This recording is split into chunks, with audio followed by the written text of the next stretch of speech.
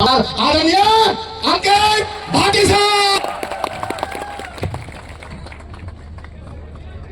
नमस्कार बच्चों, बैठ जाइए प्लीज।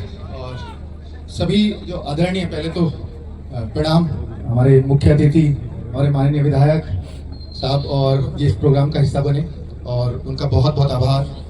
दूसरा थैंक यू मैं कहूँगा कि जो अपने बच्चे तो यहाँ आएंगे ही क्योंकि उनका सम्मान समारोह है, लेकिन अब उनके पेरेंट्स उनके साथ आए हैं, तो इस कार्यक्रम में उनका बहुत बहुत स्वागत और मेरा प्रणाम आप लोग स्वीकार करें। और बाकी बच्चे जो यहाँ आए हुए हैं इस खराब मौसम के बावजूद भी, तो भाई उनका भी बहुत बहुत थैंक यू, बहुत बहुत धन्यवाद इस कार्यक्रम को और शानदार बनाने के लिए। सबसे पहले तो मैं कहना चाहूँगा कि आज के मुख्य अतिथि साहब, अगर आप बच्चों को इनका परिचय थोड़ा कम है तो मैं बता देता चाहता हूँ कि जब भी हमें कोई बच्चों के लिहाज से जरूरत पड़ती है यूपी सरकार तक अपनी बात पहुँचाने के लिए, तो हम अपना बच्चों को एक प्रॉमिस कर जाते हैं कि हाँ ये काम हो जाएगा, क्योंकि हमारे पास हमारे माननीय विधायक जी हैं और ये बात जो भी हम इनके पास आज तक लेकर के गए हैं वो जरूर यूपी सरकार तक बच्चों की बात पहुंची है। और न केवल पहुंची है, पहुंचा तो बहुत लोग देंगे, पहुंची नहीं है उसका सॉल्यूशन हुआ है। और आप देखो ना, यूपी पुलिस की जो पहली भर्ती थी 2023 वाली, उसमें एज रिलैक्सेशन मांगा था बच्चों ने कोरोना की वजह से। 3 साल का एज रिलैक्सेशन जिन्होंने वहीं जाकर के दिलाया था, मतलब ये वहां से आए भी नहीं घर वापस, तब तक एज रिलैक्सेशन का अनाउंसमेंट हो चुका था। तो माननीय मुख्यमंत्री जी को भी धन्यवाद इस बात के लिए, और सबसे पहले तो क्योंकि हमारी बात तो उन्होंने वहां तक पहुंचाई थी। दूसरा, फिर यूपीएसआई वाले बच्चों को भी ये उम्मीद लगी कि जब कांस्टेबल में मिल सकता है तो हमें क्यों नहीं। तो अब चूंकि सबको पता था कि किन्होंने दिलाया है, तो हम पे भी विधायक साहब एक प्रेशर आ जाता था कि आपके पास के विधायक हैं, बहुतों को तो नहीं पता कि जो है मेरे ही विधायक हैं, बट आपके पास के हैं तो आप जाइए वहां पर। तो उन बच्चों को जैसे फिर मैं जाता था सर के पास, इन्होंने जाता ही बोला कि देखो मैं 100% प्रयास करूंगा, 100% जितना हो सकता है, अगर 100 से भी ज्यादा तो उससे भी ज्यादा करूंगा, लेकिन गारंटी नहीं है किसी बात की। मतलब ऐसे होते हैं ना नेता लोग, कैसी छवि हमारे मन में ये है, हाँ हाँ सब चीजों के लिए वादे कर देते हैं, लेकिन उन्होंने कहा कि 100% प्रयास करूंगा, काम होगा इस बात की गारंटी नहीं दे सकता। और भाई वो काम हुआ, क्योंकि कोशिश विधायक जी की और वो बड़े मन से थी। यूपीएसआई में भी 3 साल की एज छूट मिली हमें करने के लिए। लेकिन आज जो इस प्रोग्राम का उद्देश्य है वो केवल और केवल ये है कि हम आपके संघर्षों को जानें, और जो आपके संघर्ष हैं वो उन बच्चों तक पहुंचे जो अभी अपने घर पे बैठ करके और रजाई में बैठे आराम से सारी सुख सुविधाओं के साथ लाइब्रेरी में पढ़ रहे हैं, लेकिन सेलेक्ट नहीं हो पाते, क्योंकि वो अपने लक्ष्य के प्रति शायद उतने सुदृढ़ है ही नहीं, उतने डेडिकेटेड है ही नहीं। आपकी ये बातें, आपका ये संघर्ष जो आप इतने अभावों में पढ़ करके नौकरी लेते हो, ये उन तक जाती है वीडियो, और वो कहते हैं कि जब ये बच्चा इतने अभावों में पढ़ सकता है तो हम इतने सुख सुविधाओं के साथ क्यों नहीं पढ़ सकते।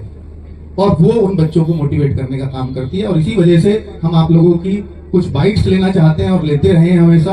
तो आप उस ईमानदारी से उस संघर्ष को जरूर बताना जो आप जिस संघर्ष की बदौलत आप यहाँ बैठे हैं। मैं एक और बात आपको बता देना चाहता हूँ RWA के बारे में, मुख्य अतिथि जी भी बैठे हैं, कि सर ये वो बच्चा है SSC-GD का जो पैरामिलिट्री फोर्सेस में लगा है। अलग अलग फोर्सेस हैं, BSF, CRPF, CISF, अलग अलग सैनिक बलों में।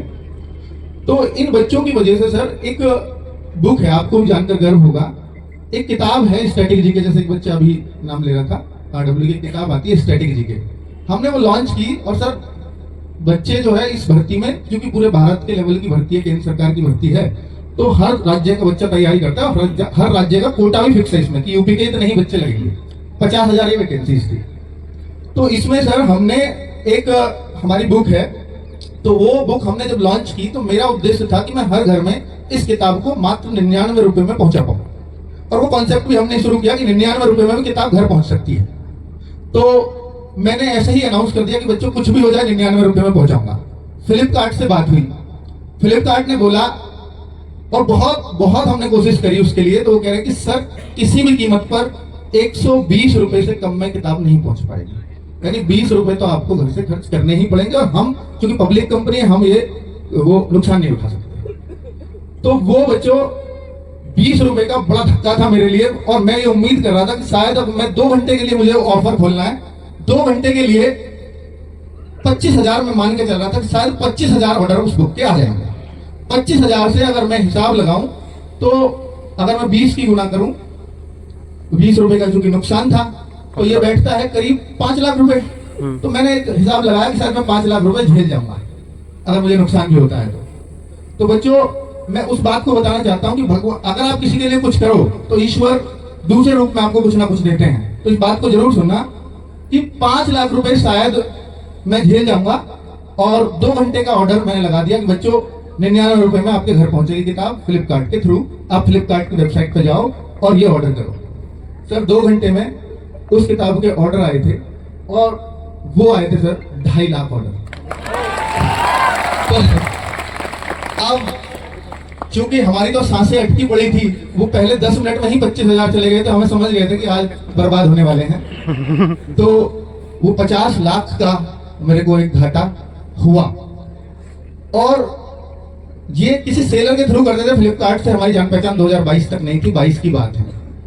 तो सेलर से फोन आया फ्लिपकार्ट के बुक कैटेगरी के हेड का कि भाई ये किसने किया है 2 घंटे में।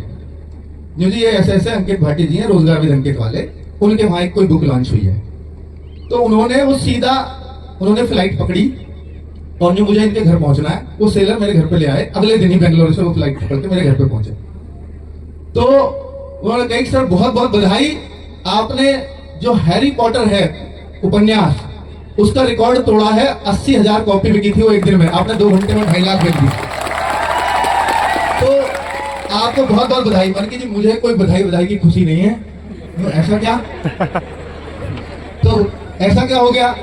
मैंने बोला जी मेरा 50 लाख का घाटा हो गया और मैं ये सोच रहा हूँ बस कल से कि 50 लाख को कैसे पूरा किया जाए।